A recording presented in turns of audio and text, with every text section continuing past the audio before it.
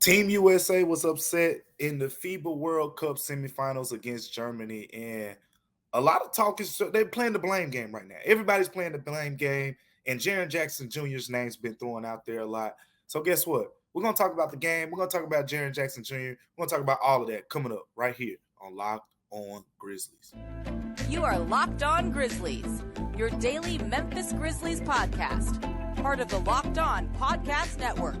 Your team every day.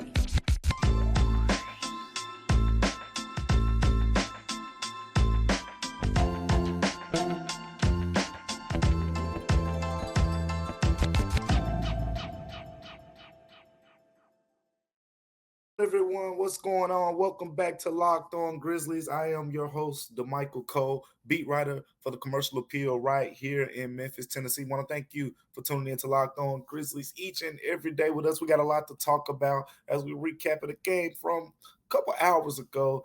Team USA being upset in the FIBA World Cup semifinals against Germany, 113 to 111. We got a lot to talk about regarding that game and much more. But before we get to that, today's episode is brought to you by FanDuel Sportsbook, the official sportsbook of Locked On. Make every moment more right now. New customers, you can bet $5 and get $200 in bonus bets. You heard me right. $5 can turn into $200 in bonus bets guaranteed. Visit FanDuel.com/locked on right now to get started.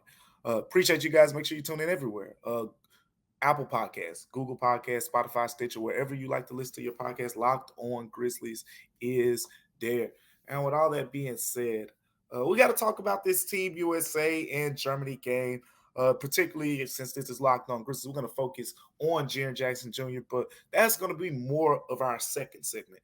In this first segment, I want to just pinpoint some things from this game, and we'll definitely touch on Jaren a little bit in this segment. But I just had so many questions about how Team USA approached this game, so many roster questions, so many coaching decision questions that were made. We've talked in the past about Team USA's lack of rebounding. And Jaren Jackson Jr. is a part of that. But as Grizzlies fans have come to see over the past few years, Jaren has averaged 5.5 rebounds per game in his NBA career. Jaren has been an NBA starter pretty much his entire NBA career. Just not a great rebounder right now. And I threw out some names the other day of power forwards who made the transition to center who were great rebounders. Kevin Garnett, Anthony Davis, Tim Duncan. By the way, I saw one of our viewers say that I was spitballing a little bit because I threw Kevin Garnett's name in there. You should probably go look. Kevin Garnett led the NBA and rebounded 4 times. But that's beside the point. The point is Jaren still has a ways to go as a rebounder. And that's no surprise to us. But still, Team USA had weeks, pretty much a month to make the adjustment. You know, early on when you're playing against teams in exhibition competition, Puerto Rico, and we remember the exhibition game against Germany where Jaren had a great defensive stand in that fourth quarter. It all looks good. But we saw what happened against Jonas Valanciunas. We saw what happened against Nikola Vucevic and the more physical teams. And I was surprised. Once again, this game, Team USA out-rebounded, 12 offensive rebounders. I'm surprised because Steve Kerr didn't go with a 2-big lineup. And my conclusion so far with this tournament is Steve Kerr has coached Team USA like he coaches the Golden State Warriors. Small ball. And let me tell you this. Jaren Jackson Jr. is better than Kevon Looney, but he's not Kevon Looney as a rebounder. And when you go to those small ball lineups, Paolo Banchero is not Draymond Green. Like you got to understand, you got to know your personnel. As the coaches like to say, KYP, know your personnel. Steve Kerr did not match personnel with his decisions. I don't think for the most part in this tournament that led to a lot of flunky play on Team USA's part. Anthony Edwards was terrific again. I think he has shown that he definitely is one of the players on this team who should be on the Olympic team, whether that's starting or coming off the bench. He will be on the Olympic roster more than likely if healthy with the way that he played in this tournament, being arguably the best or one of the best players in the FIBA World Cup. I like Tyrese Halliburton's play over the course of this tournament. Brandon Ingram was unavailable for this game. Felt like he was finally starting to turn the corner and get closer to the player we saw during the NBA season. But there were a lot of problems with this game in terms of I think USA was just outcoached. Again, another reason to use the two big lineup, not just for the rebounding standpoint, because I'm touching on Jaren Jackson Jr. here before we really dive into Jaren Jackson Jr. in the second segment. I want to touch on some of the things that I want to say about Jaren. Going back to the two big lineup thing, if Team USA puts out a lineup, let's say Bobby Portis, Jaren Jackson Jr., Paolo Banchero, Jaren Jackson Jr. You even move Jaren to the four for sure. When you put Walker Kessler in there, you got two of the best shot blockers in the NBA on the floor together and two threats on the offensive end. I think it was worth the try with the physicality of the FIBA game. But it wasn't just the rebounding. Here's the other problem. With Jaren Jackson Jr., you had Anthony Edwards, 6'5", Jalen Brunson, 6'1". You had Mikal Bridges, he's very long, but he's usually your point of attack defender. So he's usually guarding Dennis Schroeder on the ball in this game. And then you had Austin Reeves, Josh Hart. Those were kind of your primary guard guys in the game. Tyrese Halliburton as well. So was 6'3", 6'4", 6'5". Basically, my point is there was not a lot of guys on Team USA's teams outside of 6'5" and below. Mikal Bridges being one of the exceptions. But not only did you put Jaren Jackson Jr. at the 5 in a small ball lineup, you put him at the 5 in an extra small lineup. Like, at least with the Warriors, you got 6'7" Klay Thompson, who has some strength to him. And you got Iguodala, who's what, 6'6", 6'7" himself with long arms. Like, you got Andrew Wiggins, who's 6'7" himself with long arms. Team USA, you got 6'5" Austin Reeves. You got 6'5" Josh Hart, who plays bigger than he is. But the point is, the way Germany was able to attack Team USA so effortlessly to the point they scored 113 points, scored 60 points in the first half. The way they were able to attack USA that way, because all Germany had to do was say, look on the floor, 6'5", 6'5". Okay, Mikal Bridges is taller than 6'5", but he's guarding me. This is Dennis Schroeder's standpoint. He's guarding me on the ball.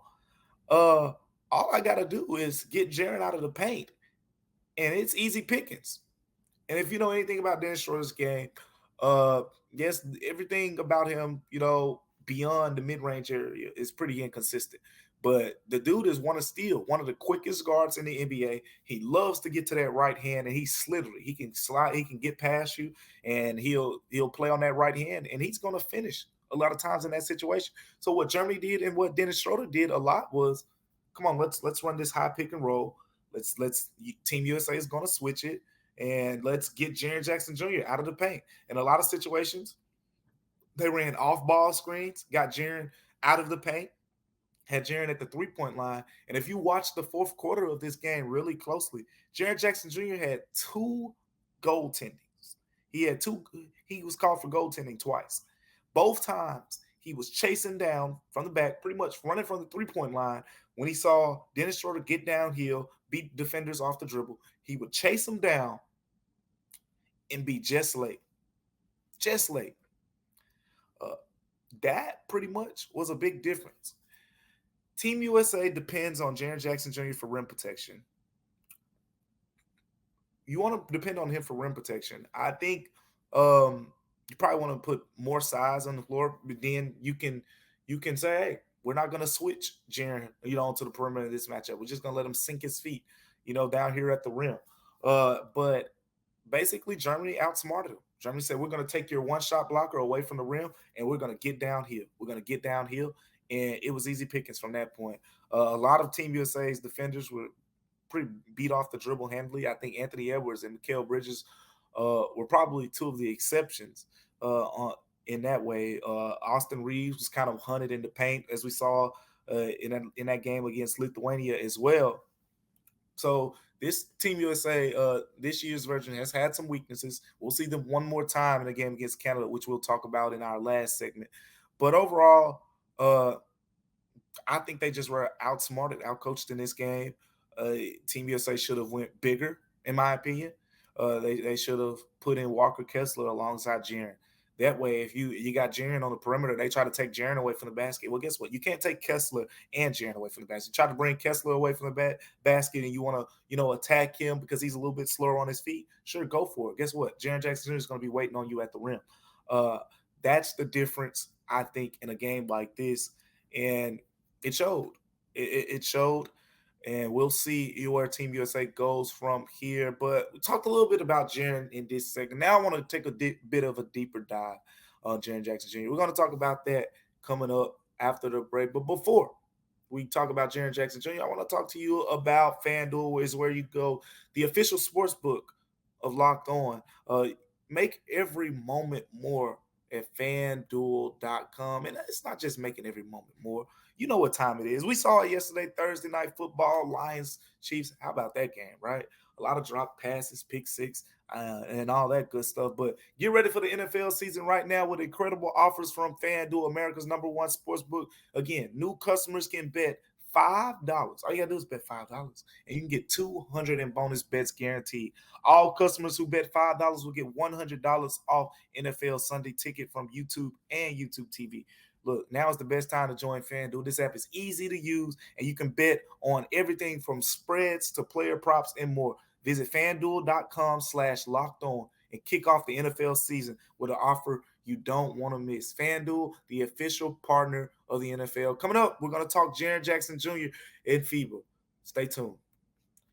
Welcome back to Locked On Grizzlies, everyone. I am Damichael Cole, beat writer for the Commercial Appeal right here in Memphis, Tennessee. And let's dive deeper into it. We got to get into Jaren Jackson Jr. and his performance in this game, because it was 19 minutes of action for Jaren in this loss against Germany and 3 rebounds. So at this point of the tournament, I think Jaren is it is what it is. Like I don't understand what Team USA is trying to make him be, what they want him to be at this point. But it's very clear, he is what he is from a rebounding standpoint.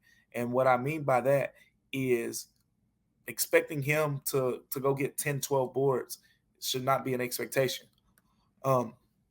Now, with all that said, what went wrong with Jaren in his term? Number one, Jaren Jackson Jr. has played most of his career at the 4.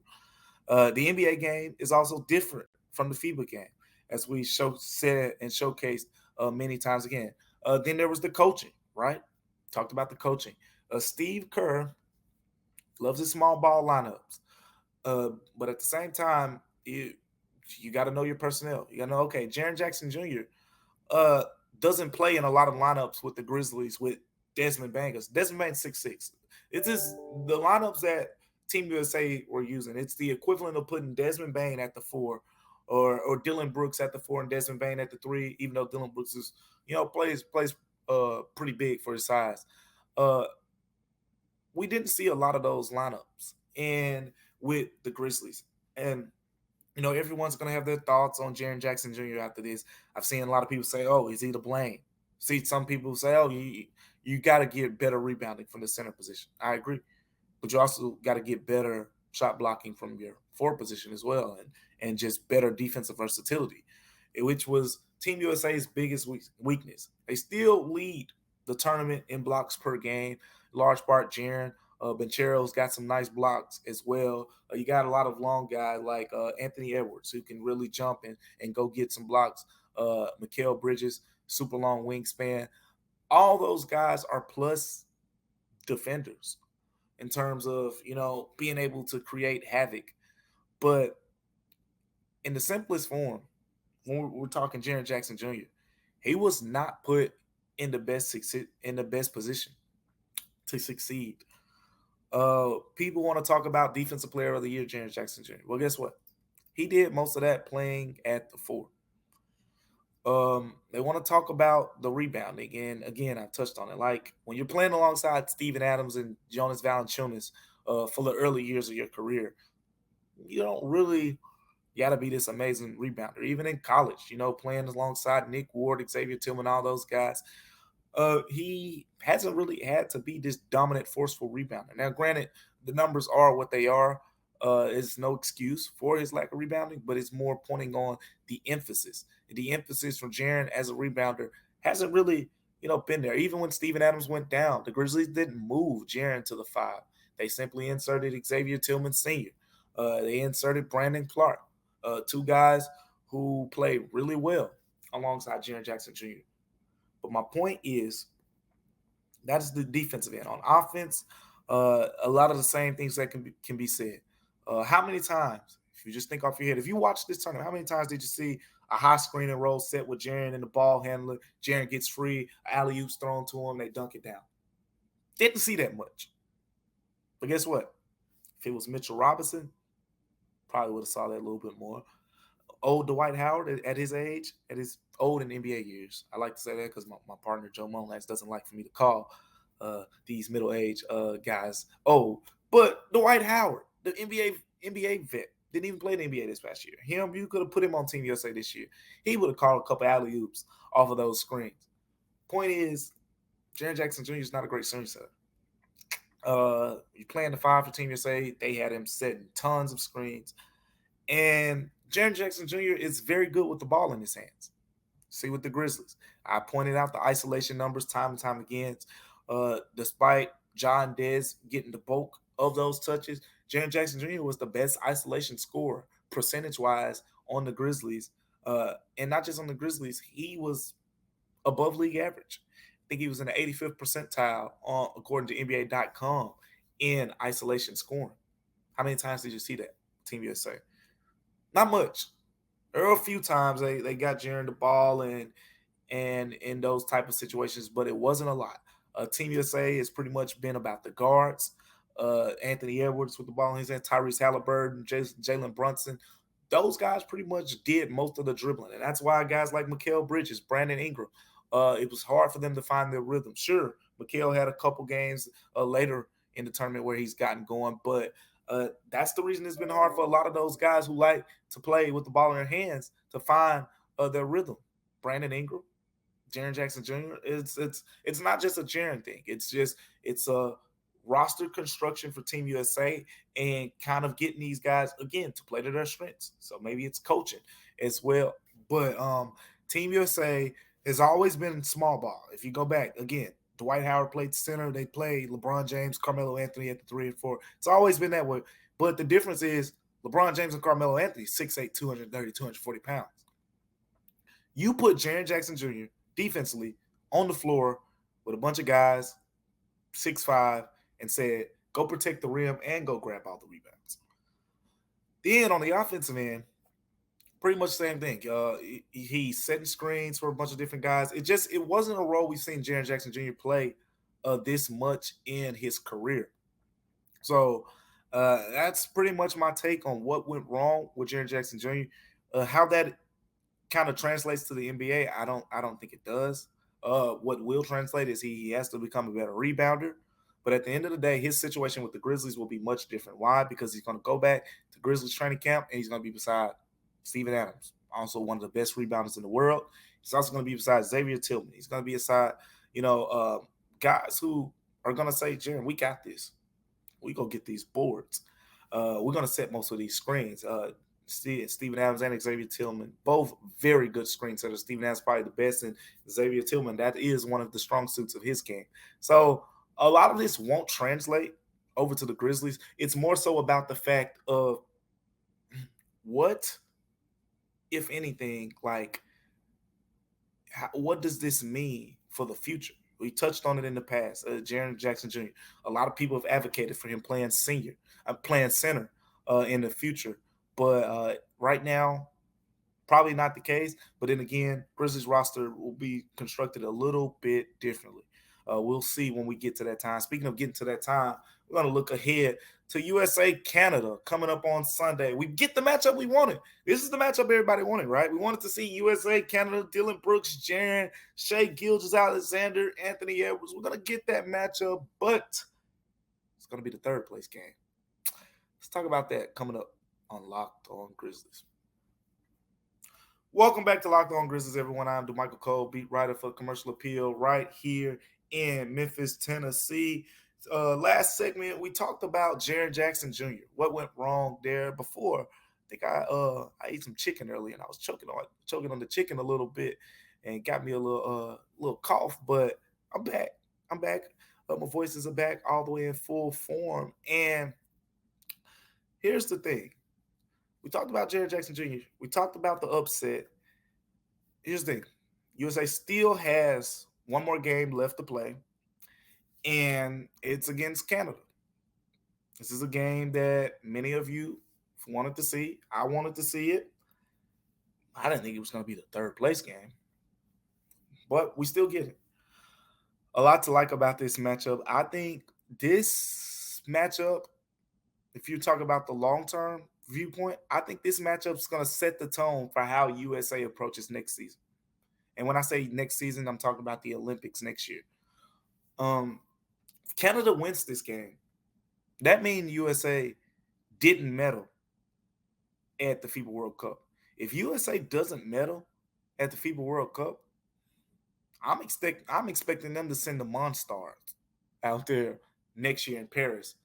Could that mean John Morant being on the Olympic team? I think that's certainly a possibility, depending on how everything goes off the court as well as on the court with him. That means Steph Curry possibly getting his first Olympic gold medal. Could that mean, guys like Russell Westbrook, who plays well in Olympic play? Uh, could that mean, guys like LeBron James, Kevin Durant, Anthony Davis, those type of talent? For as great as this roster is that Team USA has, this is like the C team for Team USA. This is like the C team. But all that said, they're going against pretty much Canada's A team minus Jamal Murray and Andrew Wiggins. I think those are two guys. It sounds like, from the sounds of it, that those two guys will probably be in the World Cup. I mean, in the Olympics on next year. But the point here is Canada and USA have the two most talented rosters. Uh, Canada, you're looking at Shea Gilgeous-Alexander, Dillon Brooks, Nikhil Alexander-Walker, uh, Lou Dort from the Oklahoma City Thunder, Dwight Powell, Kelly Olynyk, Zach Edey, the Purdue big man, National Player of the Year in college basketball. And the list goes on, much more on top of that. But a lot of talent over there on the Canadian national team. And this game's going to be fun to watch. I can't wait to see, the matchups between Shea Gilgeous-Alexander, Anthony Edwards, Nikhil Alexander-Walker guarding on the ball against Anthony Edwards or against Tyrese Halliburton or whatever the case may be. But one, it might be too late at this point. I want to see if Steve Kerr, just for the heck of it, goes on and makes that adjustment that everyone's been talking about. Throw Jaren at the 4. Put Walker Kessler out there. Let's see what happens. Let's see what happens. Maybe people can say, "Oh wow, look how that worked out." It gives you something to look forward to for next year's games as well. But more than anything, and I kind of buried the lead here, I want to see Jaren Jackson Jr. versus Dillon Brooks. These guys are close, so don't. This isn't me trying to add any unneeded or just un whatever the word may be after that. Just no drama to the situation. But when you get on that floor, Dillon Brooks isn't gonna care that Jaren Jackson Jr. was his teammate. Jaren Jackson Jr. ain't gonna care that Dillon Brooks was his teammate for the past 5 years in Memphis. Neither one of them are gonna care about that. It's all about winning and medaling. This is pride at this point. For Canada, it's this is a great, start to where Canada national team wants to go from here. Remember, Canada wasn't in the past few Olympic Games. Now, not only will they be in the Olympics next year, but you have a chance to medal in the FIBA World Cup. Then on top of that, how about the opportunity for Team USA? It's like, hey, if you don't medal, you're gonna get talked about. You're already gonna get talked about bad because Team USA, it's gold medal or bust. But if you don't get bronze, they're talking about you, like they talk about those 04 and 06 teams that came before the Redeem team. In 2008 that won gold out there in Beijing. So with all that being said, I want to see Jaren Jackson Jr. versus Dillon Brooks. Let me tell you why. Dillon Brooks, if you watched him play against Santi Aldama, what did he do? I think when you watch Dillon Brooks, and I'm going to answer that question. When you watch Dillon Brooks play against Santi and Jaren, it's a good indicator, at least in my mind, from covering Dillon Brooks. I know how smart of a player he is. If you watch Dillon Brooks, whether it's attacking those guys on offense or the way he'll guard them on defense, it's a great indicator of what are the possible weaknesses in their games. Dillon Brooks knows them to a T, and he was very constructively critical of both of those players. He would talk about how Santi needed to get stronger. He would tell me how Jaren Jackson Jr. needed to become more of a dog. Well, guess what? If you watched Dillon Brooks in Canada play against Spain a couple games ago, what did Dillon do? He drove the basketball at Santi, went straight in his chest, and got a layup over. He drove at him multiple times, as to say, Santi, you ain't strong enough. His play said that, not his actual words. The play said that to me. How is he going to attack Jaren Jackson Jr.? Yes, the Jaren we see, we see the fouls and things like that. So is he going to draw pump fakes and things like that? But what about on the other end? When Jaren Jackson Jr. gets the ball on offense, I feel like we will have takeaways from that game based on how Dillon Brooks attacked Jaren Jackson Jr. because of the fact Dillon Brooks, a lot of people want to talk about his IQ because of his shot selection and things like that. You get in the film room with Dillon Brooks, you're going to learn a lot of things. And a lot of Grizzlies players have said this to me. Taylor Jenkins has even given Dillon Brooks the room in film sessions before. Break down the film for us, Dillon. Dillon calls out the plays of opponents and things like that. He is very, very smart. And it's not just in the film room. It's on the floor as well. I think inside the Canada-USA matchup, for all the talent that's going to be on the floor, Grizzlies fans can really get something out of how Dillon Brooks approaches those matchups with Jaren. It might not be a lot of them, but there's going to be some switches because Team USA and Canada both like to switch. And we're going to see that matchup more than just a couple times, more than likely. But it's been fun covering this FIBA tournament, breaking down Team USA, breaking down Jaren Jackson Jr., breaking down Spain, Santi Aldama. I think overall this is a great experience for both of those guys, and we'll see, what comes of it next. But it's been what, over a little bit over a month. So Grizzlies camp is also about 3 weeks away, and after Sunday, we can kind of throw FIBA World Cup in the rearview mirror, and we're going to get more focused on our Grizzlies thing coverage. Got a lot to talk to you about next week, so make sure you stay tuned for that as me and Joe Mullinax get back together. But thank you for tuning in to Locked On Grizzlies. Remember, we're free and available wherever you get your podcast. Until next time, see you on Locked On Grizzlies.